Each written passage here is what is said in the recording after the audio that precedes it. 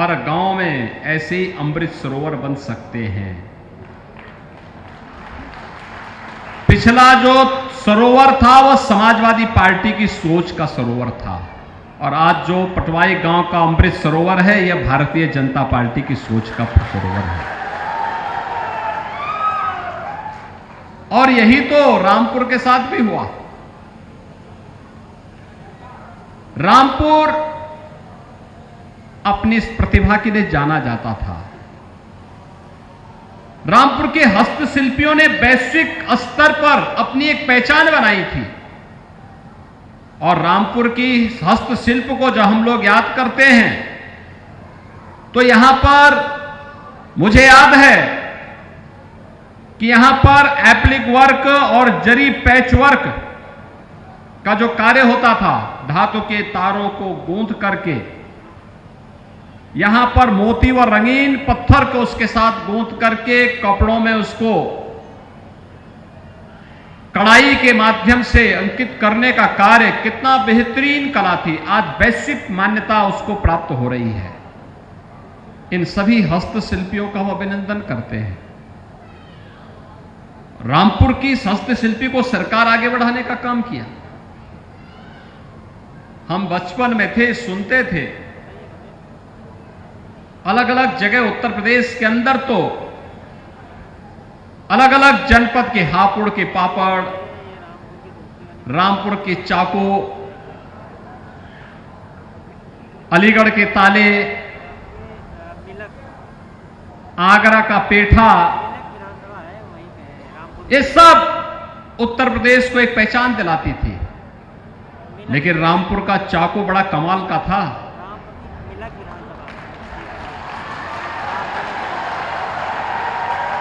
हस्तशिल्पियों के हाथों में था तो यहां को पहचान दिलाती थी, रोजगार दिलाती थी। सपाइयों के हाथों में पड़ा तो डकैती डालने का काम करने लग गया। गरीबों की जमीनों पर डकैती, दलितों को उजाड़ना, कमजोर लोगों की जमीनों को जबरदस्ती सत्ता के बल पर कब्जा कर लेना, गरीबों के हकों को डकार जाना, और अगर किसी ने आवाज उठाने का प्रयास किया तो झूठे मुकदमों में उसे उठा के बंद कर देना। यही तो समाजवादी पार्टी की सरकार में होता था। लेकिन भारतीय जनता पार्टी की डबल इंजन की सरकार बनी तो रामपुर का यही चाकू भाइयों बहनों गरीबों को उनका हक देने का काम कर रही है। गरीब की जमीन पर कब्जा मुक्त किया गया। 640 हेक्टेयर लैंड, यानी 640 हेक्टेयर का मतलब आप जानते हैं। 640 का मतलब यानी लगभग 1600 एकड़ लैंड को हम लोगों ने भूमाफियाओं के कब्जे से मुक्त करा करके या तो उन गरीबों को, उन दलितों को वापस करवाया है, या सरकार ने वापस उन माफियाओं से वो जमीन वापस ली है। जब सरकार कार्य कर रही है गरीबों के लिए बिना भेदभाव के, गरीब की कोई जाति नहीं होती, कोई मत और कोई मजहब नहीं होता, गरीब गरीब होता है, किसान किसान होता है, युवा युवा होता है, और महिलाएं महिलाएं होती हैं। उनके साथ कोई भेदभाव नहीं हो सकता है। हर युवा का उत्थान होना चाहिए, हर किसान के हितों के लिए कार्य होना चाहिए, हर नारी की सुरक्षा की रक्षा होनी चाहिए, उसकी गरिमा का सम्मान होना चाहिए। और यही तो भारतीय जनता पार्टी कर रही है। हमने रामपुर के चाकू का उपयोग यहां की सुरक्षा के लिए, यहां के सम्मान के लिए, यहां की गरिमा के वृद्धि के लिए किया है। आज भाइयों बहनों रामपुर विकास की इस प्रक्रिया के साथ, किस मजबूती के साथ आगे बढ़ रहा है, अब ये किसी से छुपा हुआ नहीं है। रामपुर एक बार फिर से आगे बढ़ रहा है, और इसलिए मैं रामपुर के लोगों को इस बात के लिए धन्यवाद दूंगा, मिलक के लोगों को धन्यवाद दूंगा। श्रीमती राजबाला जी को उन्होंने फिर से विधायक बना करके प्रदेश में सरकार बनवाने में योगदान दिया है। मैं धन्यवाद दूंगा आप सबको। रामपुर जिले में 2 विधानसभा सीटों पर भारतीय जनता पार्टी पुनः जीती है, मिलक पे और बिलासपुर पे। मैं आ रहा था चुनाव के दौरान प्रचार करने के लिए, भारी बारिश पड़ गई, मैं उस दिन आ नहीं पाया, लेकिन आपने चुनाव जिता करके भेजा। मैं इसीलिए आपके प्रति आभार व्यक्त करने के लिए भी आया हूं, कि आभार व्यक्त करने के लिए कि आपने चुनाव जिताया, बड़ी जिम्मेदारी दी। अब एक एक वोट का ब्याज सहित चुकता करने की जिम्मेदारी सरकार की है और सरकार अपनी जिम्मेदारियों का निर्वहन करेगी। मुख्यमंत्री का आवास पिछले 5 वर्षों से प्रधानमंत्री मोदी जी के मार्गदर्शन में गरीबों के लिए, नौजवानों के लिए, महिलाओं के लिए, किसानों के लिए, समाज के प्रत्येक तबके के लिए खुला हुआ है, काम कर रहा है, दिन रात एक किया हुआ है, कोई भेदभाव नहीं। पहले मुख्यमंत्री आवास पे प्रदेश के पेशेवर दंगाइयों को बुलाया जाता था, पेशेवर अपराधियों का सम्मान होता था। समाजवादी पार्टी के सरकार के समय यही होता था, लेकिन भारतीय जनता पार्टी के नेतृत्व की सरकार जब बनी, भाइयों बहनों, उसी मुख्यमंत्री आवास पे आज गुरुबाणी का पाठ होता है। उसी मुख्यमंत्री आवास पे अब गुरु गोविंद सिंह जी महाराज के साहबजादों की स्मृति में बाल दिवस का कार्यक्रम आयोजित होता है और वहां पर गुरु दरबार भी सजता है, जहां पर गुरुबाणी का पाठ होता है। आज वही मुख्यमंत्री आवास है।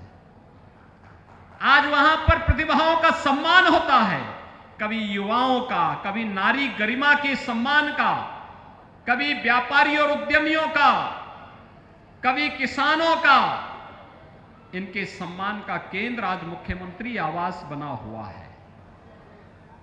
भाइयों बहनों, कोरोना कालखंड में आपने देखा होगा, इस सदी की सबसे बड़ी महामारी का सामना किया था हम सबने, और इन वर्षों में आपने देखा होगा 5 वर्ष के दौरान 2 वर्ष हम लोगों ने कोरोना महामारी का सामना करते हुए व्यतीत किए। कोरोना महामारी के दौरान आपने इस बात को देखा होगा, फ्री में टेस्ट, फ्री में उपचार, फ्री में वैक्सीन। मिला कि नहीं मिला वैक्सीन? कितने लोगों ने वैक्सीन लगाया है? वाह, अभिनंदन आप सबका। वैक्सीन का किसी से पैसा तो नहीं मांगा गया ना? मांगा गया? अगर ये सपाई सरकार में होते तो ये वैक्सीन भी नहीं लगाते और ये सब ब्लैक कर देते। लेकिन एक एक व्यक्ति को फ्री में वैक्सीन, ये प्रधानमंत्री मोदी जी का विजन है। और भाइयों बहनों, मुझे एक बात बताओ, कोरोना कालखंड में और अभी भी राशन महीने में 2 बार मिल रहा है कि नहीं मिल रहा है? मिल रहा है ना? इसका कोई पैसा तो नहीं मांग रहा है ना? क्या ये समाजवादी पार्टी की सरकार के समय में भी मिलता था क्या? देखिए, ये सब गरीबों का भी हड़पते थे, उनकी जमीनों पर भी कब्जा करते थे और सरकारी पैसे को भी हड़प करके स्वयं का विकास कराते थे। विकास की बात वे भी करेंगे, विकास की बात हम भी कर रहे हैं, लेकिन उनके लिए अपना परिवार का विकास ही सबका विकास मान लिया गया और हमने कहा सबका साथ और सबका विकास। हमारा विकास तो सबका विकास है, हमारा अपना कोई परिवार नहीं। प्रदेश की 25 करोड़ की जनता ही हमारा परिवार है और उनके हितों के लिए कार्य करना ही हमारा धर्म है। और इसी धर्म का निर्वहन करने के लिए हम लोग दिन रात एकजुट होकर के काम करते हैं। लेकिन कुछ लोगों को ये विकास अच्छा नहीं लगता, जो गरीबों का शोषण कर रहे थे, दलितों की जमीनों पर कब्जा कर रहे थे, निर्दोष लोगों को उजाड़ रहे थे। जब उन पर कानूनन कार्रवाई हुई, उनकी अवैध और अनैतिक गतिविधियों पर अंकुश लगा करके कार्रवाई प्रारंभ हुई। अब फर्जी दस्तावेज आप जमा करोगे तो कार्रवाई तो होनी है, होनी कि नहीं होनी है? लेकिन हम लोगों ने तो कोरोना कालखंड में भेदभाव किसी को नहीं दिया। जो जेल के बाहर थे उनको भी फ्री में उपचार, जो जेल में थे उनको भी फ्री में उपचार कराया कि नहीं कराया? कोई भेदभाव तो नहीं किया ना। लेकिन कहते हैं साहब, उस समय कहते थे नहीं जेल में रहकर के उपचार करेंगे, अब कहते हैं जेल तो बड़ा नरक था, अब उनको जेल नरक लगने लग गया। उस समय कहते थे कि जेल ही हमारे लिए जन्नत है। मैं जानता था कि लोग रंग इतनी जल्दी बदल देते हैं कि गिरगिट भी शर्मा जाए उन लोगों के सामने, तो एकदम इतनी जल्दी जल्दी रंग बदलने में माहिर होते हैं। लेकिन भाइयों बहनों, आप सब जिस मजबूती के साथ भारतीय जनता पार्टी की डबल इंजन की सरकार बनाने के लिए आपने अभी विधानसभा चुनाव में अपना मतदान किया है, मैं आप सबसे अपील करने के लिए आया हूं। आशीर्वाद आप लोगों का और सुरक्षा और विकास ये Bharatiya Janata party double engine की सरकार की गारंटी का है। हमारे समय में भेदभाव किसी का नहीं होता। उत्तर प्रदेश का कोई भी नौजवान जब नौकरी पे लगता है